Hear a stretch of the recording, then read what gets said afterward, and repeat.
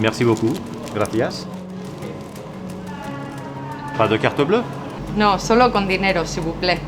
Kanporaan joaten garenean askotan gertatzen zaigu pentsatzen genuelan hizkuntza bakarra hitz egiten zela eta bat-batean errotuluetan bi hizkuntza ikusten ditugu. Edo bat-batean ondo ulertzen ez dugun zerbait edo guk ustez frantsesa aurkitu behar genuen lekuan beste hizkuntza bat dago edo inglesa aurkitu behar genuen lekuan beste hizkuntza bat. Orduan ohartzen gara han beste hizkuntza bat ere badagoela.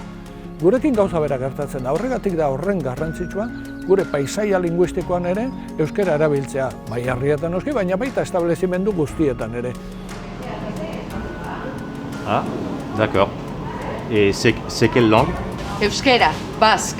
Are gehiago, gaur egun ditugun baliabide teknikoekin, kanpotik datorren edozeinek jakin dezake hor zer jartzen duen itzultzaileak erabilita. Ez dago arazorik. Eskerrik asko, egun ona pasa. Eskerrik asko berdin. Ongi etorri Euskararen herrira.